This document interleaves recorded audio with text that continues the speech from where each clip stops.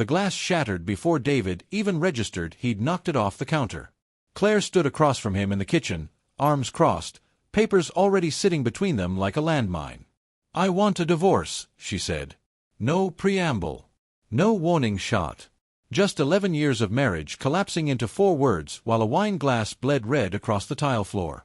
"Say that again," David said, his voice flat, controlled, the way it always got when his brain hadn't caught up to his ears yet.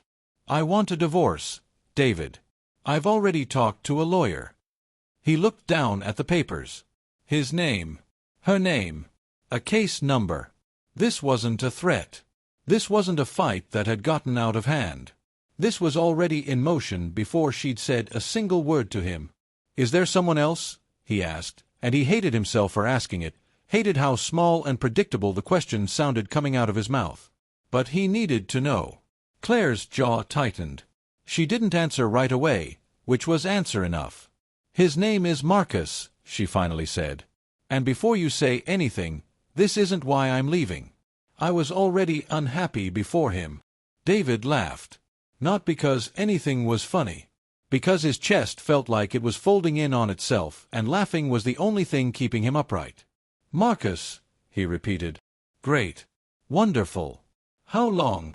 "4 months. 4 months," he said again, quieter this time. If you've ever had the floor disappear from under you in your own kitchen, you already know there's a particular kind of silence that follows. It's not peaceful. It's the silence right before everything gets worse.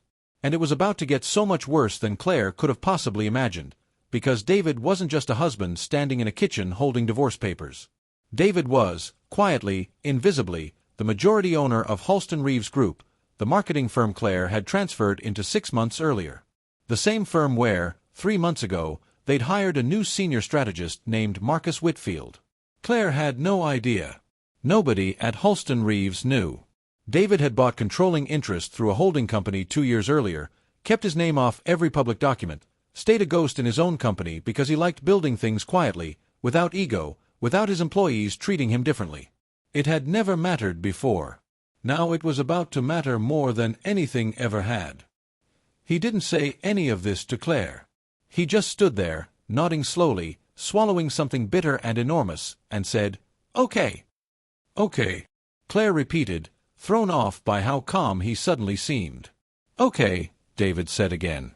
"Sign whatever you need to sign." He walked out of the kitchen before she could see his hands shaking. Before we go further, if stories like this keep you hooked till the very last second, hit subscribe now, because what David does next is something nobody saw coming, including Claire.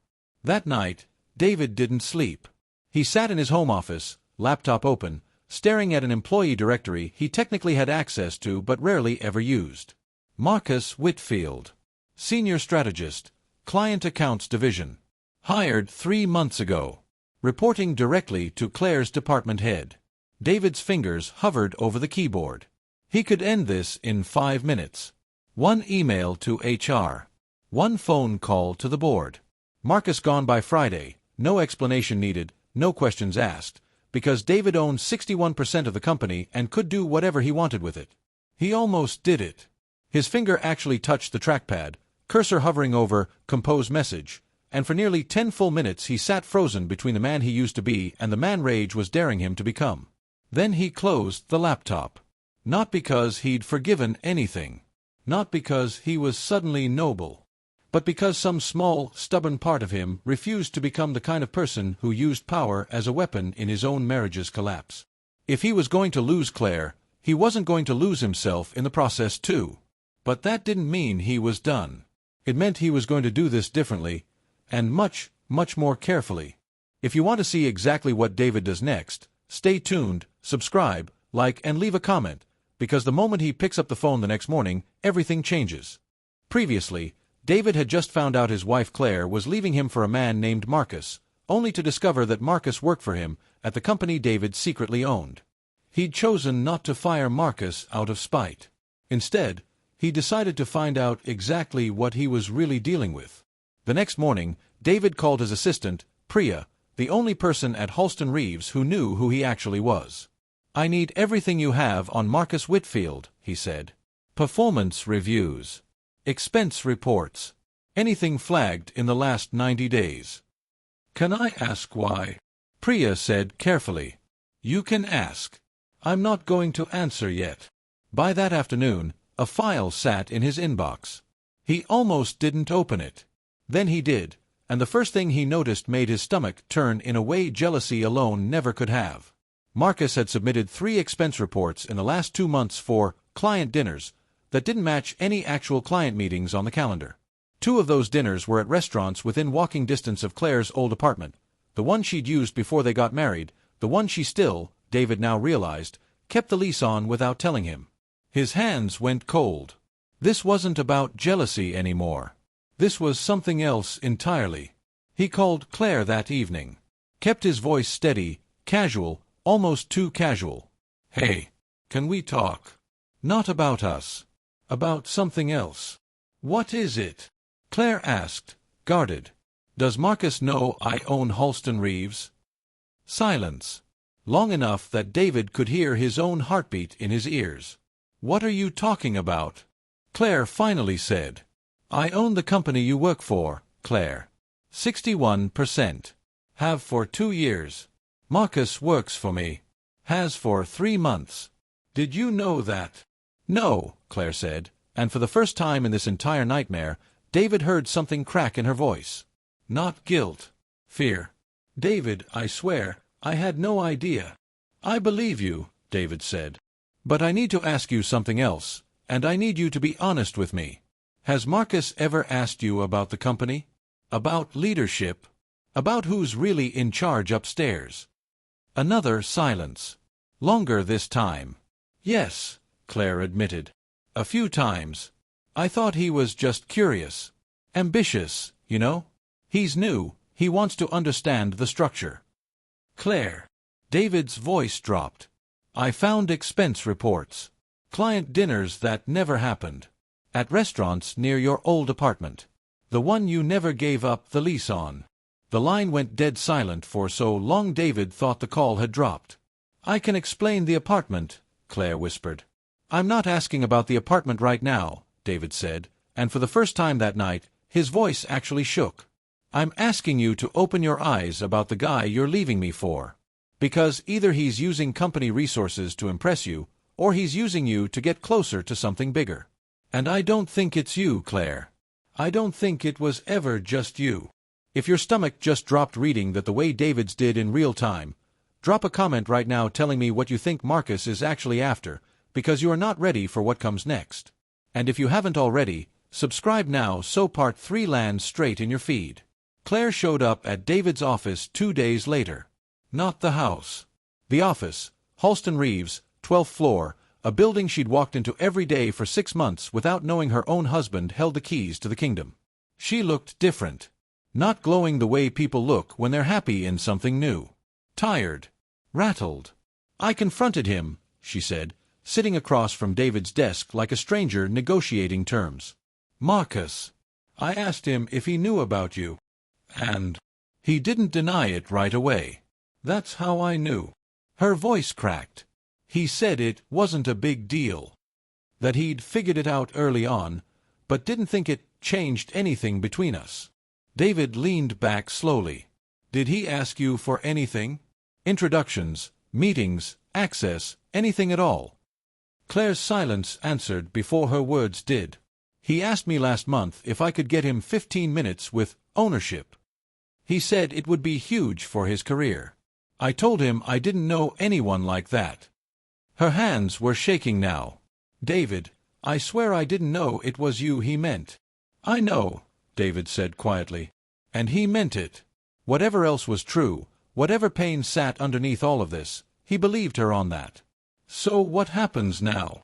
Claire asked. Are you going to fire him? David was quiet for a long moment. This was the fork in the road he'd been circling for 2 days. The moment where he could either become the vengeful husband who used a company like a weapon or something else entirely.